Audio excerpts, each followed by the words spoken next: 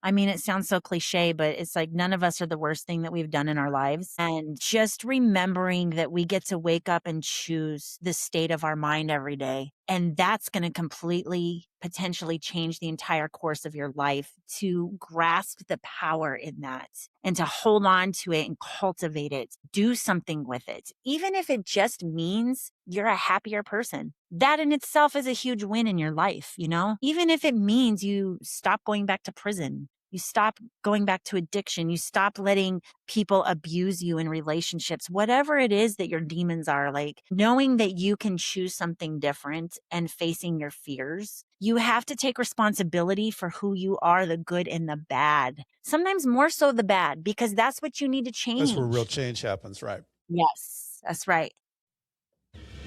What happens when your worst fear becomes your reality? Hi, I'm Brent Cassidy. Welcome to the Nightmare Success In and Out podcast, where we explore how to overcome your fears and nightmares and set yourself free. We're going to be exploring this topic with guys I was in Leavenworth with and others who survived their own nightmare. These stories can be inspiring, sometimes sad. There's some humor, but hopefully you can come away with a nugget of something that'll help you knock down some of the prisons you built up in your own mind. All right, welcome back, Nightmare Success In and Out listeners. This is where you come for what happens when your worst fear becomes your reality. How do you adapt, survive, overcome, set yourself free? Folks, don't forget to follow, subscribe, like this thing out, share it up. It really helps the show. I really appreciate it. So who are we talking to today? Well, I am absolutely fascinated by my guest, Cheryl Armstrong, and I want to give a shout out to Kristen Johnson because I saw this thing, that this article about Cheryl, and I reached out to Kristen because it looked like she was connected with her at the event. She's, oh gosh, yeah, I'll connect you. So, Kristen, thank you so much. A little bit about Cheryl Armstrong. She's a two-time international best-selling author, powerful keynote speaker, and the founder of Plant Your Energy, which I love that name, by the way. Thank you. Plant your good choices one at a time. Um, Cheryl's nightmare is like something that you turn on the TV and go, oh my gosh, I cannot believe that happened. It began at a very early age, at 16 years old. She was sentenced to decades in prison at that age. And that moment could have permanently had defined her future. Instead, she endured, evolved, spending 26 years incarcerated while doing the internal work that would ultimately transform her life. Behind the walls, Cheryl began planting the seeds of accountability, mindset, character development, and personal responsibility that would later become the foundation of her Plant Your Energy Life Skills and Character Development program. In this episode, Cheryl shares what it truly takes to survive decades of incarceration without losing hope, and how she emerged with a clear mission to help others break free from mental prisons long after the physical ones are gone. She explains how intentional energy, daily discipline, and ownership of one's choices can turn even the darkest chapters into a source of purpose and power. I cannot wait to jump into all this because I think it's just, I want to ask her so much about everything that she's gone through. Before we do, I want to recognize our show sponsor, Auto Plaza Direct. Who likes spending a couple of weekends walking car lots looking for a car, and then you spend 4 or 5 hours in the dealership to buy a car? It's kind of like a root canal appointment. Well, there's a better way to take away all that pain and hassle getting a car. It's called Auto Plaza Direct. They're your personal car concierge. Just tell them the car you want, what you can pay, and they'll go find that car for you. Negotiate your best price. They also offer warranties and financing. It's all full service. Go to autoplazadirect.com to get started with your personal car concierge. Tell them Brent from Nightmare Success sent you. Folks, I want to share with you a powerful and moving new book you won't want to miss. My Name is Saffron. Voices, silenced, stifled, and taken away by author Saffron Gustafson. This isn't just a story. It's a journey through resilience, survival, and reclaiming your voice after being silenced for far too long. Saffron's story takes you inside the hidden struggles, the pain, and ultimately the triumph of refusing to be defined by circumstances. As Saffron was putting the finishing touches on her book, the prison she had just been released from, Federal Dublin FCI, was permanently closed because of sexual abuse of the women prisoners. If you've ever wondered what it takes to rise from the darkness of places, to find your truth, and to speak it boldly, this book will inspire you. Pick up your copy of My Name is Saffron today, available now on Amazon or wherever books are sold. Trust me, you'll be moved, challenged, and changed by her story. Cheryl Armstrong, welcome in. How are you? Thank you. I'm good. How you doing? I'm doing great. Doing great. So, uh, gosh, where should we start? Why don't we start where, because there wasn't that much time before all this happened to you. Um, Growing up as a kid, before you were 16, where were you? What was life like? Where were you living? Mom, dad, siblings? What was going on? Yeah, it's kind of sad actually. I just want to note that usually when I share my story, it's like I always start it when the crime happened. It's kind of sad. Yeah. Before that, I have no excuses. I had a really fantastic family. Granted, my mom and my dad divorced when I was 2. My mom remarried the next year. So Okay. my stepdad was in Were my you life okay all with the stepdad and all that? Okay. Okay. I was 2 when it Well, yeah, happened. you were 2 years old. I have 3 and a Yeah. half year old twin, grandsons, so, yeah, they probably wouldn't have had much to say at 2 years old. Yeah, Yeah. you're right. So, yeah, I grew up going to visit my dad every other weekend, and then when I got older, it was maybe once, like, twice a year at tops. But he they good family, 3 brothers, 2 of the 3 were in the military, but, I they were violent guys also, Mm, as okay. well as my real dad and actually my stepdad, and so that was modeled to me throughout my What childhood. do you so, like, what do you say violent? Like, what do you mean violent? Like, I used to get in a what does lot of that fights, okay, bar just be they were just generally brothers. getting in fights and stuff. Yeah, oh, Okay, yeah. got it. Yeah, so, they were it was just like, "Oh, I'm an Armstrong, so I have to be a badass like my brothers," and Yeah, so, I was an honor roll student when I was a kid, typical suburban life. yeah, I had a good life. My mom is the most amazing human I've ever known. She passed away a little over 3 years ago. Thankfully, she got to see me walk out of prison. Um, yeah. but she supported me through this entire journey, came to see me every single week in prison for 22 years until they moved That to is Arizona. awesome. Wow. So good people in my family. But I do think that I looked up to my brothers in a way that I wanted to have that edge about me. Mhm. And so I kind of modeled their behavior as a teenager. Did not go well for me. So So, and I can see that because I mean, you're a girl with these, you know, badass brothers, and I'm sure that they kind of tried to protect you with the, you know, they're your sister, the sister who's over here, but the sister's kind of wanting to roll with the brothers who are kind of known as the badasses. But, um, like high school and stuff, like what was your clique? Like, where did you fall into that world? so I think that one of the reasons that I went down the path that I did is because we moved around a lot from the Okay. time I was 10 to when I went to prison. Yeah. When I was 16 when I got arrested. So I never really had a sense of stability at the same school.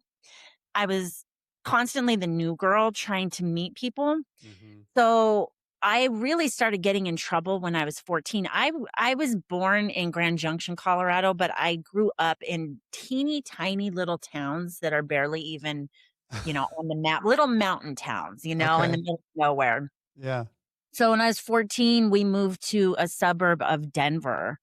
And that's where it all just went bad. I was alone a lot of the time. My parents Mhm. owned a mailboxes, et cetera store in downtown Denver. I So remember those. Are those still around? I The don't mailboxes, think etcetera? Those I were a don't big deal with the '80s and '90s, yeah. so they were always gone tending to that, and I ended up having a lot of time to myself. And I did not do the right things with that time. I started smoking pot. I kind of didn't have I ended up kind of having a little clique, but initially I didn't in high school. Mhm, I was friends with a girl in the neighborhood. I was made a couple of friends that were ditching school. I started not going to classes. I had no motivation. I didn't like the school. So then when I was ditching school, we're smoking pot all the time. That eventually a couple years later evolved into me using meth. mhm, Had I not gone to prison, I most surely would have become a meth addict. mhm. So it saved me from that.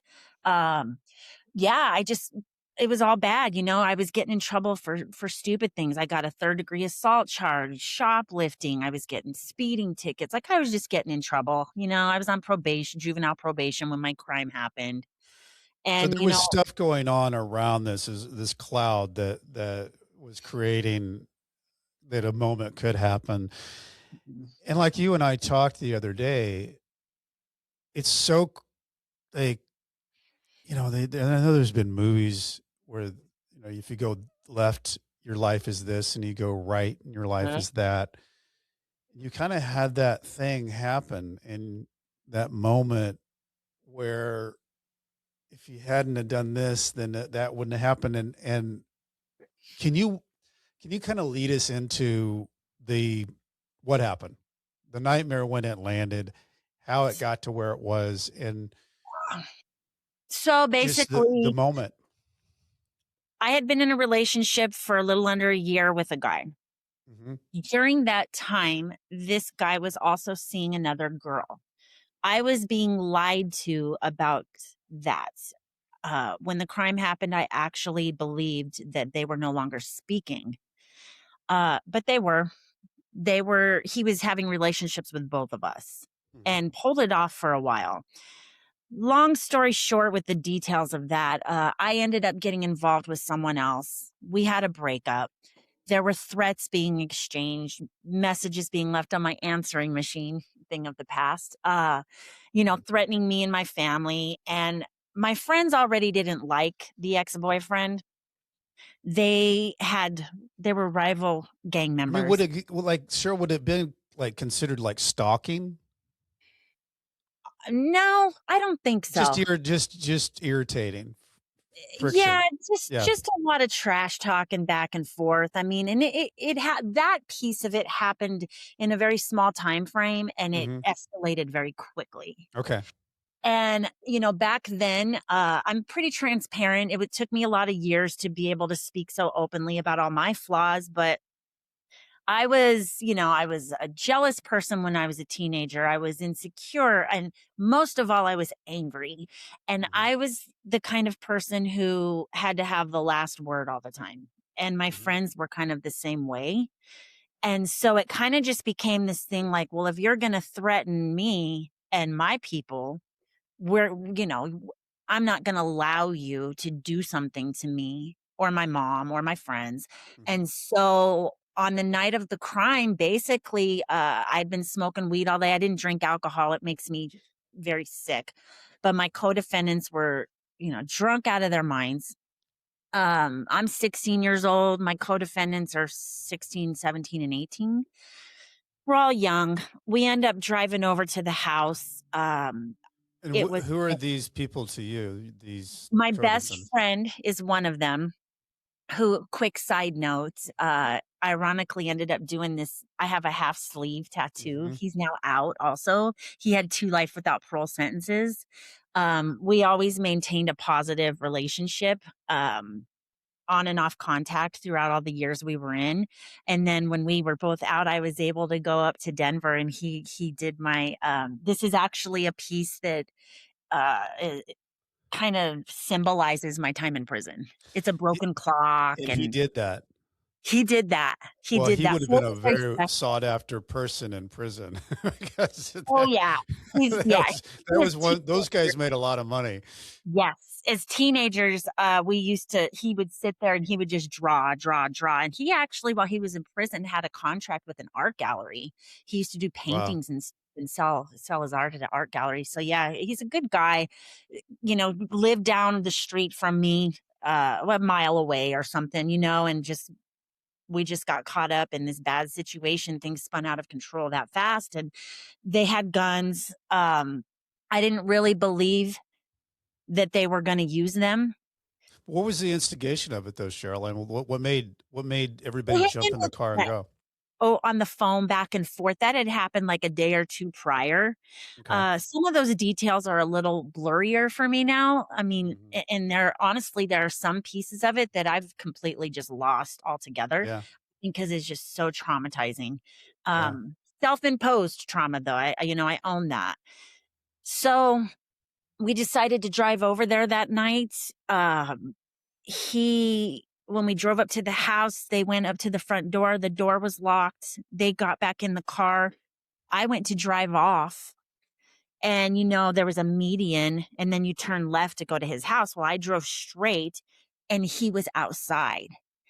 Mm, And of course, come to find out later, he had called 911 and was standing in the front yard waiting for the police to show up, which is just really heartbreaking.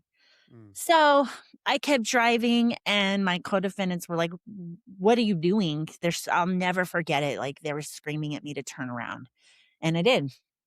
Turned around, went back to the house. They jumped out of the car, ran into the house. They And that's shot. that moment too, Yeah, where if you hadn't have turned around. that's the moment. All my life, that's been the moment for me where I'm like, I should have Yeah. just kept going. And they were gonna, they talked about, oh, we're just gonna shoot up this house, and but they didn't. When they saw him, they got out, ran in. He didn't have time to lock the door, and they shot and killed him as well as the other girl who was there. So when that happened, Cheryl, and they came back in the car, did you know what all had happened? I mean, Yeah, they I'm sure told that me. happened very quickly. It did. I drove around the block, and when they jumped back in the car, they told me what had happened. And I know it sounds kind of lame, like it's, oh, yeah, right. But I went between believing it and thinking, no way. There's no way Yeah. they really did this. Right. And for many years, I used to try to explain to people, like, I know it sounds like I'm lying, but I swear to God, I didn't understand how serious it was. I wasn't thinking about the seriousness of it all. Right. And so years later, when the science backed that up, I remember crying about it because I was like, wow, they finally have that evidence that what I was saying is legit. Mhm. When you're a teenager, your brain's not fully developed, you don't fully Isn't it like comprehend. 21 or 22 where your brain fully 25, develops? Is it 25? 20. Okay. Yeah, my master's thesis actually dives into a lot of that stuff. Okay. Yeah, yeah. So So, yeah, so you driving around, you get these guys back in the car, they tell you what happened. What happens? we drove back to my co-defendant's house that night, and I mean, at that point, we were taking acid. We were, just a lot of substance abuse was going on at that point. The meth. Mhm. I had acid in my car, a whole sheet of it. We're smoking weed, they're drinking. Like, we just weren't in our right minds. And, I kept thinking, like, it's not on the news. We didn't hear anything about it. And so I was questioning, like, did they really do it? Are they lying about it? Uh, Unfortunately, they weren't. 4 days later, the bodies were discovered when a cop did a welfare check. I'm a little emotional about it today. Sometimes I could talk about it and I'm good, and there's other times that Yeah. it just still hits me. Yeah. Um, so yeah, they found the bodies 4 days later, and one of the guys that had actually been in the car with us that night, he wasn't a shooter, really didn't have any direct involvement, but he had supplied the guns, which he stole from his friend's dad, Okay. to my co-defendants. And so when he got busted for that, he ratted us all out. He was like, "This is where the guns went. This is what these guys did with the guns. This is their names." And that was a wrap. We got arrested 4 days later, down the street from my co-defendant's house. Wow. So Yeah. while all this was going on, your mom, no one knew anything that had happened. This No was you clue. guys were just living in a bubble until you got ratted out. And there's no way to And then even put words to the feeling of that. It was very strange what was going I on can't those 4 days. imagine. Yeah. I can't imagine those 4 days. How did they come and get you when this all happened? So, I'll never forget. It was April 17th. I'm sorry, that's the day of the crime. April 21st. When we got arrested, and it was raining, and me and my co-defendant and another guy who was not connected to the crime, we left in my car to go somewhere. And around the corner where we couldn't see it, there was a Denver gang unit cop car.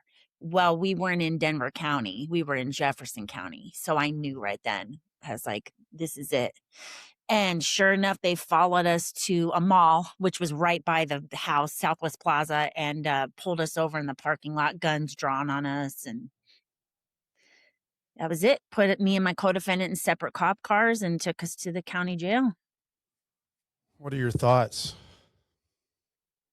Mm, well, it is devastating. But I'll tell you what, when it happened, I was so high from smoking so much weed all the time.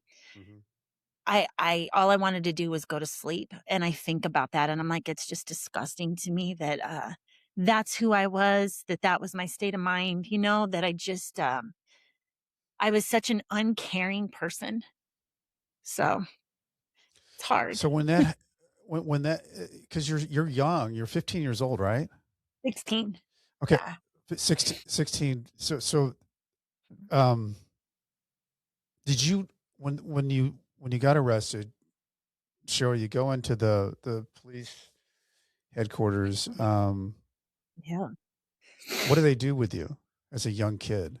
They kept me in a holding cell until my parent was present. They Mhm. call my mom and we lived up in Conifer, so it was a good hour away from the Denver Police Department and it was Mhm. snowing up there. The Mhm. weather was terrible. And my mom said, I'm not coming down there. And they wouldn't even tell her what was going on. She didn't Because even know what I was in trouble for. She just knew I was in trouble. okay. And so they actually they went and picked her up all the way up in Conifer to bring her down to the station. And they kept me in a holding cell until she got there. They took us in the same room and pulled their usual shenanigans, which I won't get into too much of that, but saying that my co-defendant had said this and this about me, which it Mhm. was all a lie. He Yeah. hadn't said anything. And they can legally lie too. I mean, And he for did. those that, yeah. And he did. And so I was just in sheer panic and it was just devastating. I was sobbing. My mom was sobbing. And, I'll never forget. It's hard for me to talk about it, but I'm going to try not to cry. I'll never forget her saying, I don't want my little girl to go to jail. I want to take her home. Mhm. And little did she know I would not be coming home for almost 3 decades after that. Wow. Yeah. How long, Cheryl, did it take for when they took you in that day and your mom is there to when did you go to trial or did you do a plea bargain? They didn't offer me a plea bargain. Okay, so you went to trial. Mhm. How long did it take for you to get to trial? 7 months, 7 to 8 7 months. months. And Yeah, then what kind of like legal representation did you have? Because your situation was is that you weren't the person who went into the house. that's You right. were the person that was driving around, kind of like a bank robbery where somebody's driving the getaway car. But they But you get labeled me as, like, the centerpiece of the crime because of my relationship with the because victim, of the relationship with the which is person that they fair enough. right. If I hadn't S- drove over there, the crime wouldn't have happened, so I take responsibility for that. Exactly. So when you walk in and then you would be 16 years old into this courtroom to be looking at um Life what was without it? What parole. life without parole. They were trying to get me for first-degree murder charges, that's what I went to trial for, yeah. How did that whole trial go? So, this is the part where I've lost big chunks of my memory. Yeah, And it's weird because I used just to a always blur. said that it was BS, but it's real. It's a real thing. It is a big blur to me. It really is. I think that I mean, I can't remember a lot of the details. There are a few things here and there that stand out. I just know that it was the most intense misery I've ever felt in my life. Day Yeah, after day after day. Yeah. yeah. And, that's it's I know how those things you can block out because like I was 14 years old, and so my dad was sentenced to go to prison, and then 35 years later, that we end up going to prison together. Mm. But this happened, and I was there. I was in the courtroom, and I know that I remember my grandmother being there. I don't remember a lot of things. for some reason, that day is so blacked out for me, and I wasn't like it was like I was 5 years old. I was in 8th grade, and I Yeah. still can't remember that day.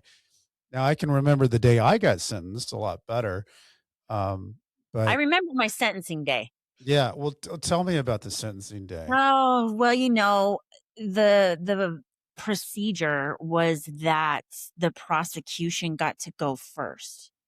So first of all, the courtroom was filled with the Mhm. friends and the family of the victims, and I mean filled. All the juror seats, there was a lot going on in there. They had all written letters. They showed up, as Right, they should have, right. Um, the judge, who apparently was an alcoholic and was unethical, which came out later, but Okay. he That's a he, whole uh nother book. yeah, he wouldn't let the prosecution present what they wanted to present. Okay, And he kept arguing the prosecutor saying, "Well, unless you're gonna give her the maximum sentence, blah, blah, blah," and he told him, "Sit down." okay. So he let the defense I got up, made my statement, my mom, my aunts, I think my brother was there. That was before he passed away. I lost 2 of my brothers while I was in prison.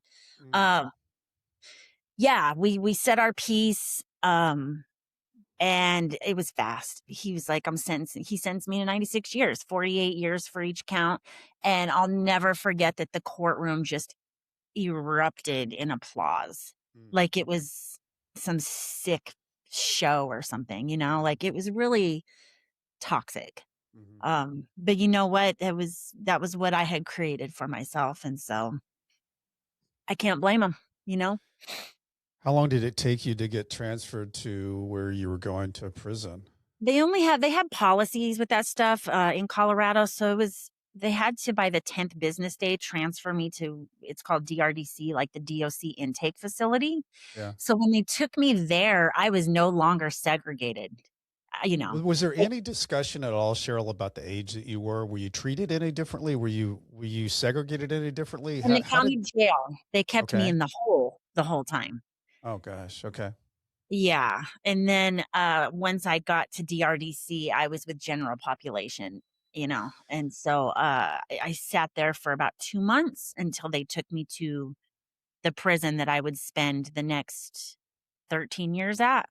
I was in 2 prisons. I was in Mhm. each of them for about 13 years. So Let's take a break there because I want to go in when we get back and talk about what it's like for a 16-year-old girl to walk into a maximum security prison and what you thought about how you were going to tackle that life because it's the unknown world. I walked in at 47. I can't imagine walking in at 16. So a lot of people don't like how they show up online. Many individuals think there's no hope when it comes to managing your reputation on Google. There is hope. It's called the Discoverability Company, and they can help you whether you're building a reputation from scratch, repairing search results from after a negative news story. Discoverability can also help you how you're portrayed on popular AI services like ChatGPT. To learn more, visit discoverability.co. It's not .com, .co. Listeners of Nightmare Success can take $100 off with coupon code Nightmare Success. And Nightmare Success podcast is sponsored by the White Collar Support Group, the world's first support group devoted to people navigating the white collar criminal justice system. I'm a member of the White Collar Support Group, and I can tell you this is a bunch of people who help each other through the criminal justice journey for free. Whether you're just starting your journey or you've made it through to the other side, this is great space for you. You can join us on Zoom Mondays, 7 p.m. Eastern Time. To get more information, go to prisonist.org. It's prisonist.org. Okay, Cheryl. So this young teenage girl is going to the big place that, you know, nobody plans on being there, but a young person. What's going through your mind walking through those gates, knowing that you're going to be there for not a week, a month, but decades? I wasn't a person. Yeah, I thought I would die in there, honestly. When you're 16 and you have 96 years, you're like, this is it. My mindset was I didn't want to be alive anymore. Mm, I'm not the kind of person that would ever try to take my own life. However, in my head, I was like, I can't do this. mhm. And I wasn't as strong then as I Mhm. am now, of course. After Right. everything I've been through, I've Yeah. felt that. But, I also, though, wasn't a person that had a lot of fear, which is what got me in this situation to begin with. Right. I was kind of fearless. Yeah. And the whole Armstrong attitude. And so I get to prison and I just dug my heels into all of the worst character traits I had in me. I embraced them. I amplified them. I actually didn't end up having to really fight hardly ever in prison, but Mhm. I think that that had to do with who I was hanging out with, who I clicked up with. Perception. Yeah. Perception. Yeah. And I had such an attitude and I would run my mouth and challenge people and I didn't care, and it worked for me, you know? So Mhm. I was not the girl. I mean, everybody probably thinks, "Oh, this poor girl was so young," but, like, I did not really get bullied or, have that type of experience in there. Now, people would have probably have liked to have taken advantage of me. I think there was a couple attempts at that for sure, Mhm. but I just had such rigid boundaries. People would come knock on my cell door and I'd be like, "What do you want?" Like I just always had an attitude. The whole like stay away from me vibe. I don't want to talk to you. I don't want to know you Mhm. unless you're in my tiny little circle. Mhm. But it worked S for me. Yeah, that was your protection. That was your Yeah. shield. Yeah. So, I know a lot changed for you in prison. So you go in hard and Armstrong and, "Don't mess with me because 'cause I'll mess with you." How long did that go on? For years. For years. I mean, and here's the thing, like, underneath all that, I was just this broken young girl Yeah, who I didn't know who I was. I had no yeah. real sense of identity yet. I kind of fed off the energy of the few friends I had around me, Mhm. and they were violent girls, like, they were fighters. And, one of they kinda took me under their wing, so to speak, even though one of them had also been a juvenile herself, and, Okay. was a couple years older than me. But, I just got so lost in that new reality of prison. And in my mind, I'm like, "This is it for me. This is my world for the rest of my life." And so it's hard to Which is explain. hard, it's I think it's hard for people to grasp that. Um, I really do, Cheryl. It's like one of those things where I was talking on another episode not too long ago about, that idea where I was looking down on this Leavenworth prison right before I was gonna go in, the night before I was gonna go voluntarily surrender the next day.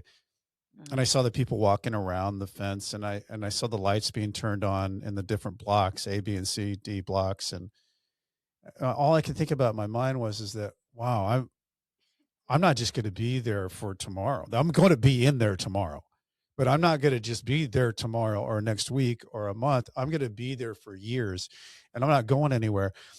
That's the one thing I think that's really tough to get around is like you have to create a life for yourself, 'Cause you're just and trapped. it's also confined. Nobody's going anywhere. No. So at what point did, because you're talking about years went by, how did something happen to change your mindset? I always credit my mother with that. So Okay. she's there coming to visit me every weekend, and I was such a jerk. She finally like, I was just so unkind, very cutting with my words, and I took it out on everybody around me because I didn't know how to deal with what my life had become. And like you said, she's coming every week. And she finally told me, she was like, "Listen, if you don't want me to come see you anymore, just say that."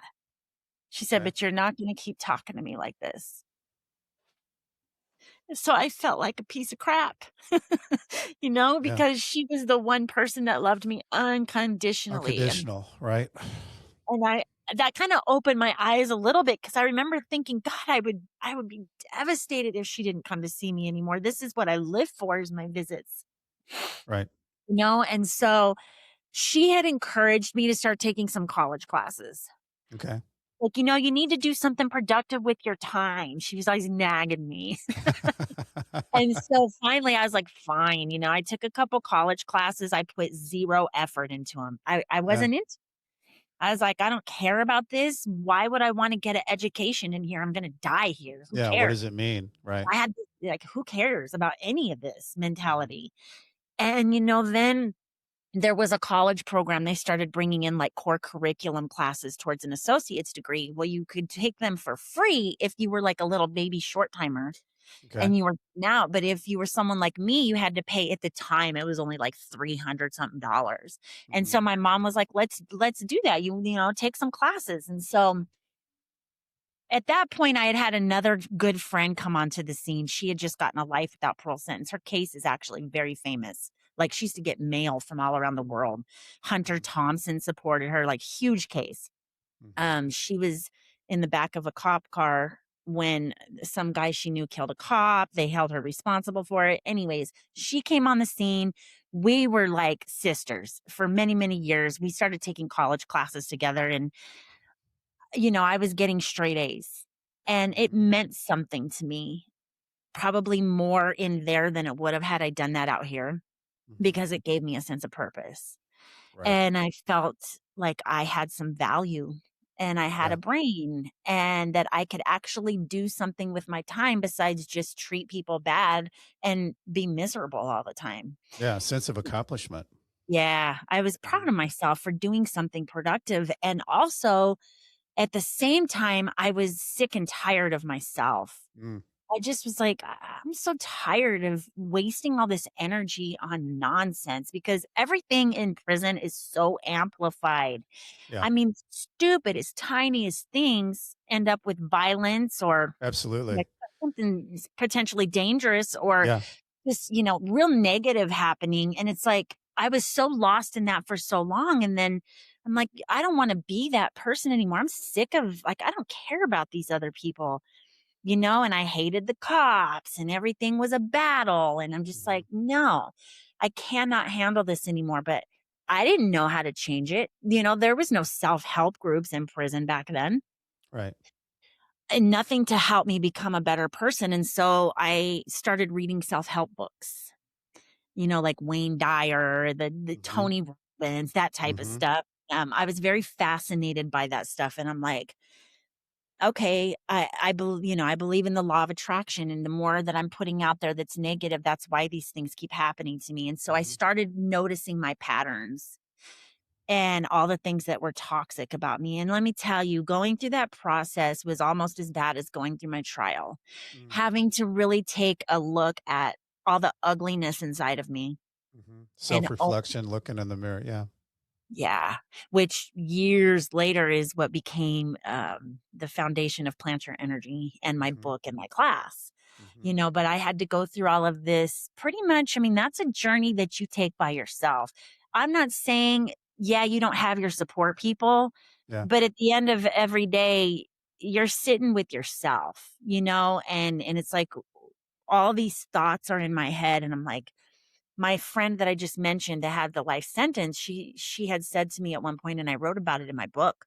She's like, we were talking about respect, and I was wanting to change, and I was struggling so bad with it, and I said, if people fear me or they're intimidated, they're gonna respect me. And then she mhm, was like, but I'm kind to everybody, and I feel like people respect me.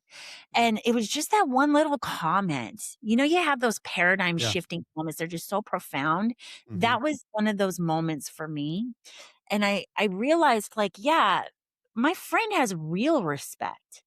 mhm, I don't have real respect from people, and I want that, even if I have to be in prison. And she had said to me, "Even if I have to die in here, I don't I wanna live a good life, like, I wanna be happy," and so I mhm, kind of adopted that mindset myself, and I was like, "Yes, I can choose the quality of my days in this place. I don't have to keep being the old me. It's not who I mhm, was raised to be in the first place. I get to choose how I treat people, what thoughts I'm putting in my head." And so, I say it in a matter of a few minutes, but this process took, over a decade.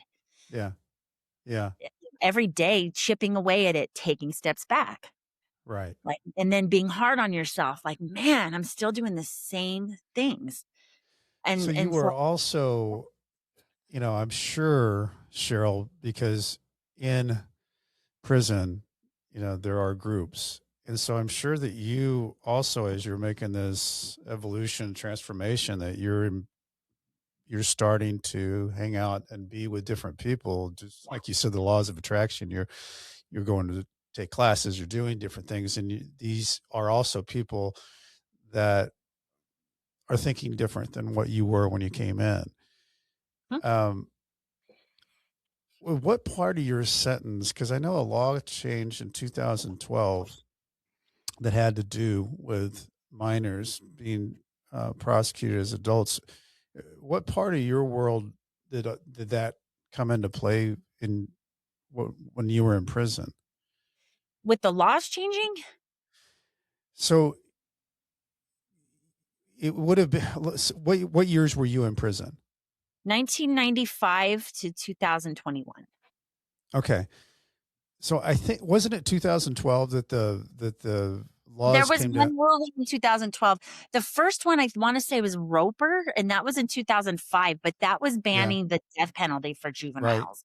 And right, then there right, was, like, 3 more after that, which I should have these memorized. Graham is one of the big right. cases. I wrote about this stuff, Yeah, like, life revolved around these cases. My yeah, hope revolved around these cases. right. But yeah, that was the big case that happened. There was 2 of them, which were post 2010, I think. Hmm. The first one was, that you cannot give a juvenile a mandatory life without parole sentence, and then the big one was, and was that Miller? When they said this is retroactive. Yes, when they made it retroactive is when it changed. I've had probably 5 or 6 people on where it was retroactive. Yeah. So while you're in there, Cheryl, and your life's changing, you're evolving just because you've decided you want to be someone that lives a happy life and an impactful life while you're in prison. Um, when do you start to feel like that you might have the opportunity not to spend the rest of your life in there? Ooh, honestly, I never had real clarity on that. Um, so I'm sorry, my dog's whining. I got That's right. got my associate's degree in 2007, so I had been in for 12 years at that point. So by that time, I was still in that transition of my character, and oh, this is what I wanna do. I love Yeah. education. I wanna be better. I got my bachelor's degree in 2011. Okay. Still had no hope, Yeah. really. I mean, that I'd be getting out. Yeah, there were a couple of the previous cases, but first of all, I didn't have life without parole, and Yeah. so I thought they wouldn't necessarily Did, apply to. and Cheryl did like because like I got sentenced to 5 years, so I can't imagine serving any more than 5 years. So I mean, it seems like everybody I talk to, whatever their sentence, they can't imagine serving any more time than that. When you get into 10 years and then 15 years, I like. Are you feeling like that is your world that you're so disconnected from the other world? Are you still trying to stay connected? How's that? How is it your mind? My only connection to the outside world for all those years, now it did change a little bit in later years with all the networking and the Yeah. advocacy for juveniles, but Right. with my family, that was it, That but I was did it. stay connected. I'd call them on the phone, they Yeah. would come see me. I mean, I had good relationships with almost everyone in my family minus Hmm. one of my brothers. Hmm. Um, yeah, but, outside of that, none of my friends from when I was a teenager were ever present. I did have one of them who testified against me. She later wrote me and said, I've been following you all these years, and I see all the positive things you've been doing because I started dog training." And she said, "You've really changed, and I think that your sentence is excessive." And so she apologized to me, and, we're Facebook friends now. But Wow. it's interesting. Yeah, that was Yeah. powerful for me. I remember crying about it because I was just so angry that she was a piece of what went against me, and then she regretted that or changed her mind. She changed her mind down the line. And you mentioned dog training because when I was at Leavenworth, when I left, dog training came in a year after that. Um, how did that work in where you were? So we had single cells, Mhm. which I did anyways at the first prison I was at. Most of them I'd stay there. Basically, we would train either rescue dogs, which we would get from a lot of them from Raton, New Mexico, interestingly. Yeah. Um, 2 of my own dogs I trained in prison, but I trained on and off for 8 years. So in my I the first time I got on the dog program was, like, 2005 to 2007 when I was working on my associate's degree, and they were with us 24 hours a day, and we trained them from start to finish, and we either adopted them out or sent them back home to their families. Mhm. And it started out small. Our prison was the first one that it was at with 5 dogs in Colorado, and expanded. And I credit the dog program with changing me a lot. It taught Mhm. me so much patience. So much patience. It's such a good quality to have. I had none. And Mhm. so it just really, brightened up my world too. That became a piece of my purpose inside also, you know? And then years later in my other prison, I got to do it again when they started it there, and then I worked directly with the associate warden's dog for 2.5 years. Wow. That's Yeah. and I've heard good things about I mean, I'm a dog lover, so I can't imagine being able to have a dog. And when I had my prison job, believe it or not, we got to there was a Fort Leavenworth golf course, and there were 5 guys that they would take over to the golf course. It was like a great job to have, obviously, and there was a dog there, Harley. There was a black lab, and so it was like, just the connection you can make. And now I have a black lab rescue dog, and so it's kind of all full circle. But Yeah. all that happening, Cheryl, in there, doing things to make the whole self-reflection thing, and taking the classes, and reading the self-help books. Uh, were you okay with the fact that you were maybe not getting out, and this is just going to be your life? I wouldn't say that I was ever okay with it. What I would say is that Because it didn't I seem like you ever lost hope. not completely. No, I flipped a switch in my mind where I was like, when my day comes, they're not going to have a reason to tell me, no, I can't go home. I want to become the so-called model inmate who's not getting in Yep. trouble anymore, who's doing the right Yep. things, who's living with integrity, who has respect for the right reasons, who's getting an education, who's taking the initiative and having the discipline on my own to get in good shape physically, emotionally, mentally, spiritually. And so Mhm. I lost myself in that cause. And it Yeah. was beautiful. Yeah. Like I Yeah. just changed so drastically. Well, tell us about when it starts to get real that you could possibly leave prison.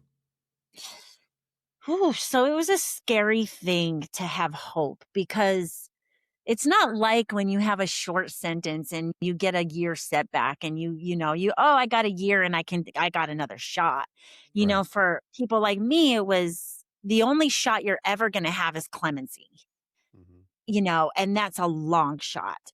Mhm. And if the laws change, because they had to come in compliance with federal law. And so Mhm. that's going to look different in every state. Right. We didn't know what Colorado's was going to look like. And the defeating part emotionally with this process is that Colorado's are advocacy groups that were trying to get bills, presented and passed year after year after year. They would not pass. They got shut down, shut down, shut down. And so I was just so over it. I'm just like, I'll believe it when I see it because we keep putting these efforts in and we're getting nowhere. Mhm. So sometimes I would feel like, hey, anything could happen. Other times I would feel like this, I'm going to be here forever. They're never Mhm. going to change anything to where we have a shot at freedom again. And Mhm. so sometimes I don't even know how. I just kept staying positive.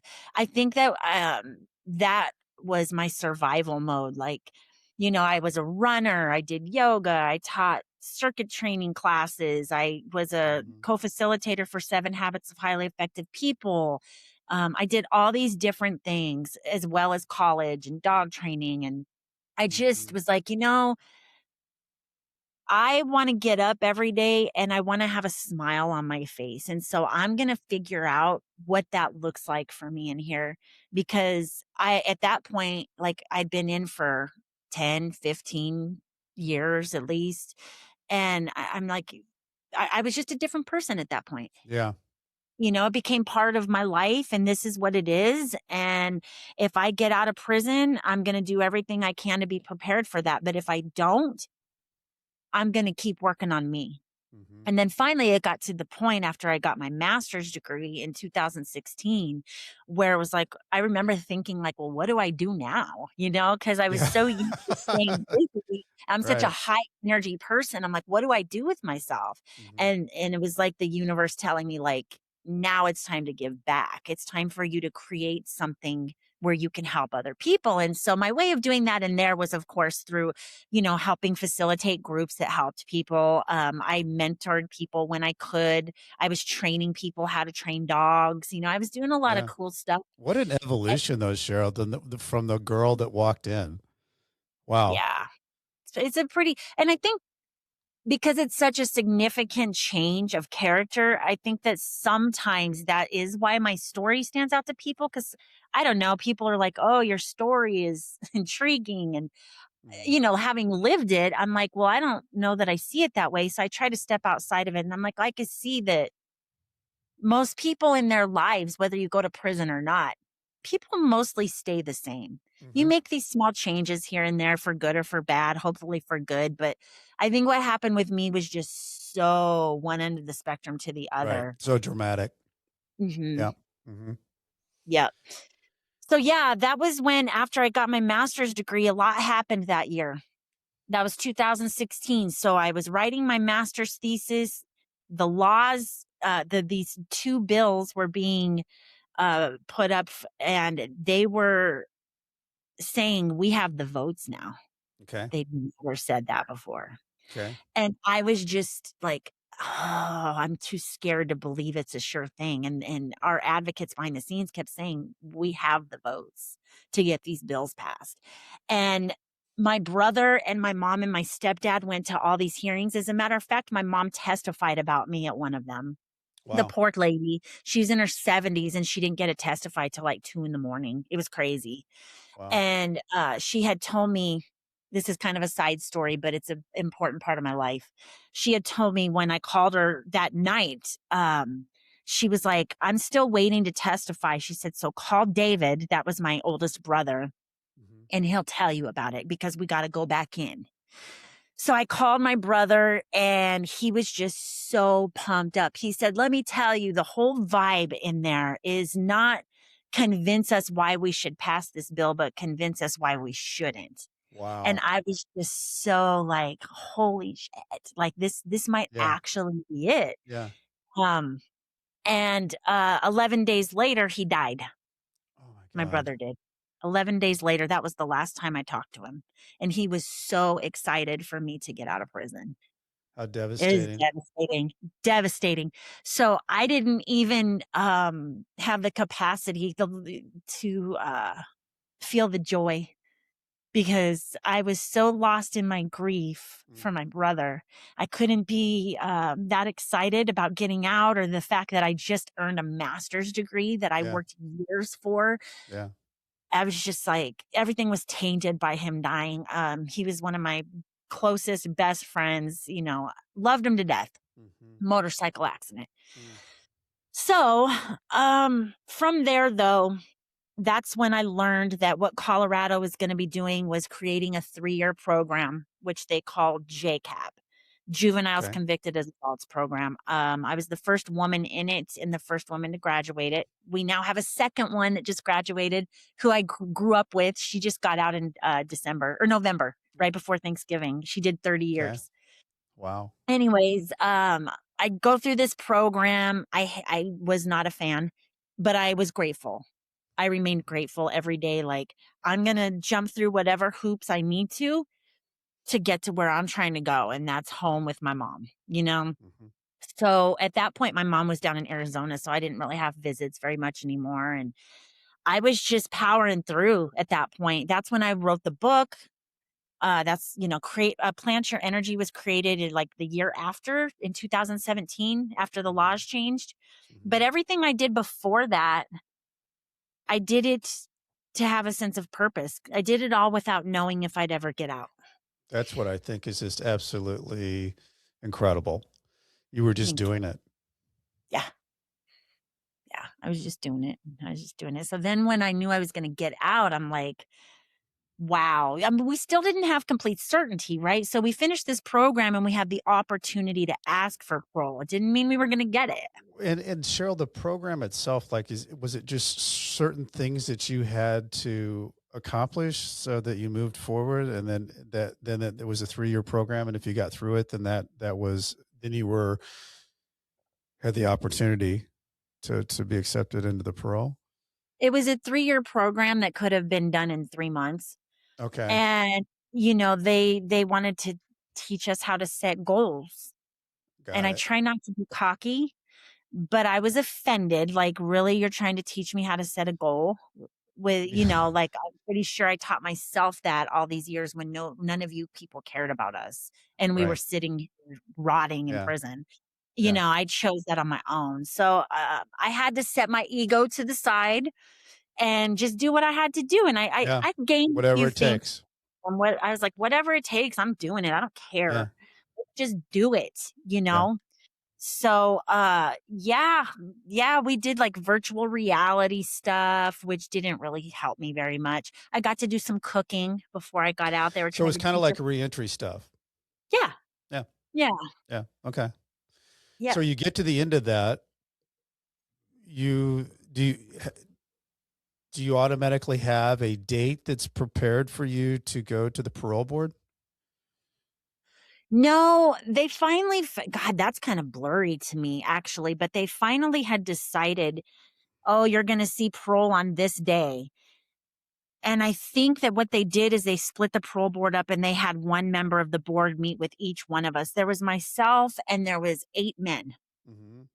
who all Yeah, kind of finished the program around the same time. okay. So we all saw parole, and then it was 4 the 4 longest months of my life after that until we got our answer.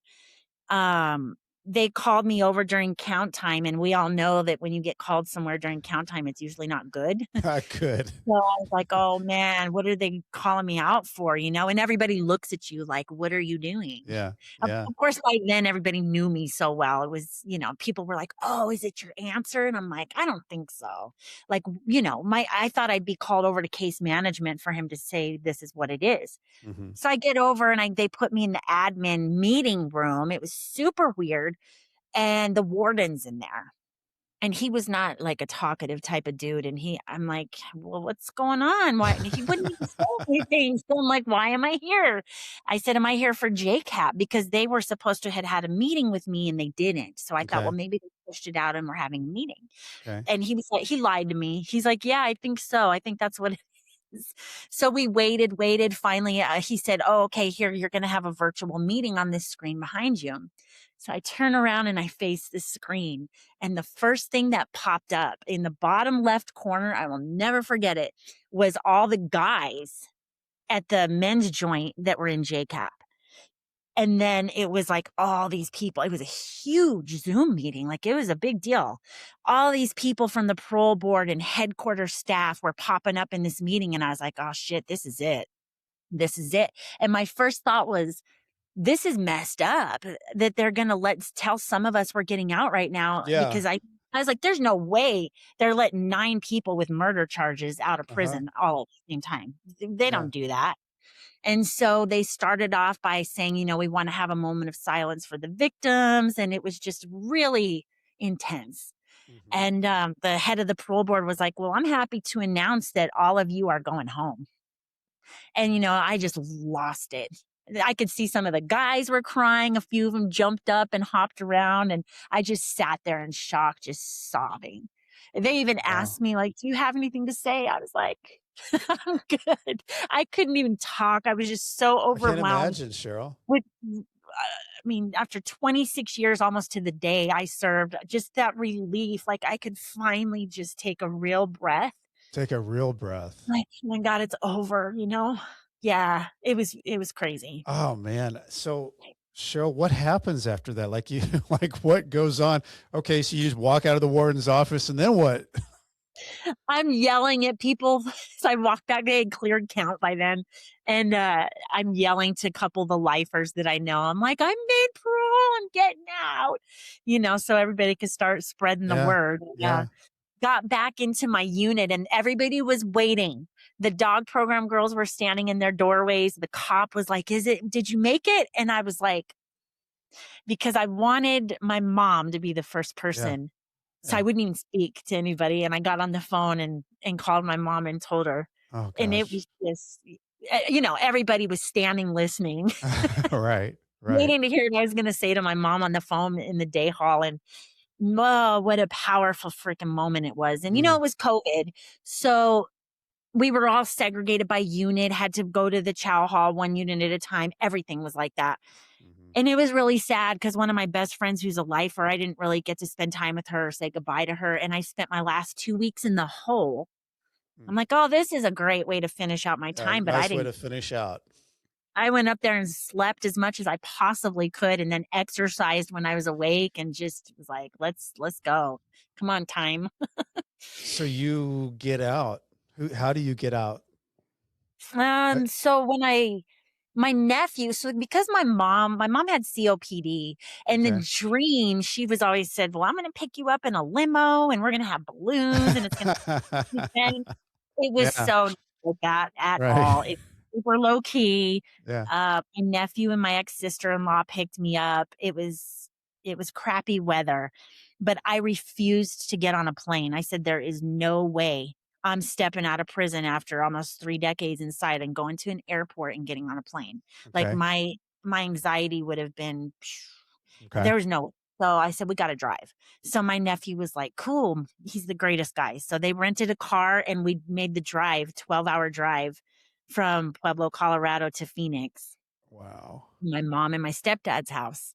And so we got there about, I don't know, after 10 o'clock that night by the time we got there, because we stopped and got me a couple pairs of jeans, and Yeah, become a person again. Yeah, we stopped in Albuquerque, and, they're famous for their green chili, so we're like, "Let's go get some Mexican food," and uh-huh. but it was just real low key, it was, It s had to be really, like it didn't seem real. I oh, don't I like, don't know how to say I it. mean, everything a lot of people say when they spend that amount of time in prison, it goes from black and white to color. Like, you're all of a sudden hit with all these, like, feels and Stimuli.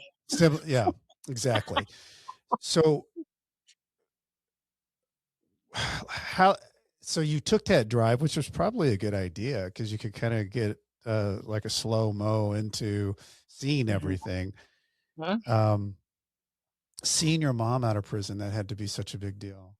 It was a big deal. It was a big deal, but I can tell you that interestingly enough, I didn't cry. I Mm. think that I was almost in shock. Yeah, total shock. Yeah. Total shock. I mean, we walked in the house and it was just like this really calm vibe. It was so weird. I always pictured it would be the complete opposite, the hopping and hugging and Uh-huh. woo Yeah, woo. yeah. It wasn't any of that. It was just so laid back. And I got to reunite with my dogs that I trained in prison. It was just really weird. It's just Super awesome. Just Yeah, incredibly awesome. fantastic. So how does it go? Like, I know what you're doing today. So how do you evolve to where you are today? Mm, Same mentality I had inside. My first goal was to get my book published. I had Mhm. made a commitment to myself to have the first final draft of it finished by the time I walked out. I did that. Got my book published 6 months later. And then, I wanted to work in reentry, so I Mhm. ended up getting a job at a reentry place in Phoenix. I was a peer support specialist, then I promoted to a clinician, and I was running IOP programs. It was a good job. I kinda Mhm. got burnt out, ended up leaving there, but I've been in a peer support role for 2 years at the company I'm with now. Mhm. I'm actually trying to switch to a different department. I'm gonna have an interview in the next week trying to level up eventually at this company. But as far as Plant Your Energy goes, I reached out to Yeah, the let's guy, talk about that. the old associate warden whose dog I had worked with for 2.5 years. He Mhm. promoted up to about as high as he could go up at headquarters. And so I reached out to him and said, "Hey, I got my book published. I'm developing a curriculum to go with it." So I wrote some of it kind of, it mimics the book, but it's a workbook that I created for the inmates to be able to keep, because they never let you keep the books from Mhm. their classes. And I'm like, I Mhm. want them to have something they can, Go like a back self to, right. tool they Mhm. can go back to and reference and work through things. And so developed that. It's on Amazon now too. And so I pitched it to this guy at headquarters, Mhm. and I thought I was gonna have to jump through all these hoops, and they green lighted me immediately to do a pilot program. I was just like, that was so, like, too easy, too But, easy, and so don't you think, Cheryl, that one of the things that happens with, especially what you've gone through, when you start gaining that confidence and you started realizing, like when you started getting your grades and your master and all that, I think there's a part of you that is like, okay, if I did that, then I can do this. And even though it's an unknown thing, you have a little like edge to you that I'm not as afraid of it. I'm not as afraid as the unknown as maybe somebody usually is. It's like, okay, well, what's the worst that could happen? and I became the kind of person, I think I've said this to you over the phone, where I'll put my own dirty laundry out there before anybody else can say anything about me. Hmm. So I'm just going to tell you who I am and what it is, and you can Hmm. take or leave me, and that's fine. Not Hmm. everybody is for everybody. I will find my people. And I developed so much confidence in prison that I walked out just on fire with passion for Plant Your Energy. And I'm like, taking over the world. I'm going to, I want my program to be everywhere. And, it hasn't exactly played out like that, but it's not over yet. Yeah. It's not over. It's a process. It's always a And process. But the thing about plant your energy, it's obviously great for people that are in prison because you have that experience that you lived and evolved and transformed your life in prison. And you know what those elements and that discipline is. But that is also the same of people in prisons in their own mind on the outside. And yeah. those people can get just as institutionalized and just as broken to want to and need to find those things that make the next step happen. So eventually what I would like to do is I would like to take each chapter of my book and turn it into like a smaller version, but 7 separate books Mhm. that aren't necessarily geared towards incarceration. They're just geared towards people. Like you just Mhm. said, like, I feel like what I've created with my book and curriculum applies to human beings. We all Right. have demons. We all have these issues we need to face. We all have things we need to work on. And so there's so many different directions I could go with it, which is what I love about it. Mhm. But it's just me, and I have this other full-time job, and I have all these other things happening in life. And then my stepdad died, and then my mom died, and then the guy I was with died. Um, all within an 18-month period And you after I just got keep out. trudging through. And so that broke me. Losing my mom has Yeah. changed forever. I still have my struggles with it. It kinda killed my motivation. Yeah. Um, I just didn't know what to do without her.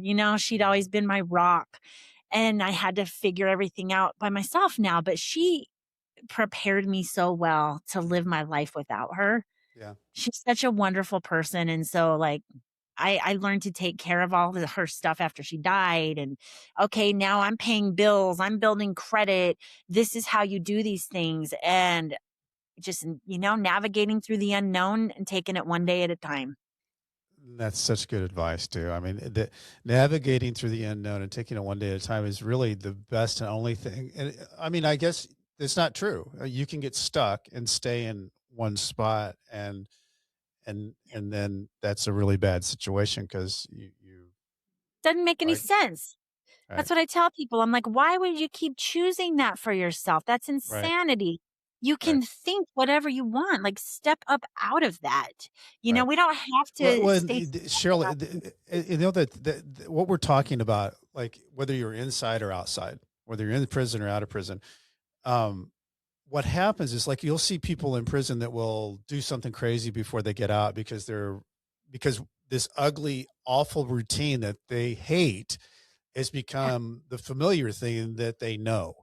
And they're Yeah. more familiar with that than they are being free on the outside. And that's what people do on the outside too. They stay in that job, they stay in the marriage, they stay in whatever those things are. Um, Fear-based. it's Most people fear-based, and it's won't admit only it. fear-based because they don't like it. They know they don't like it.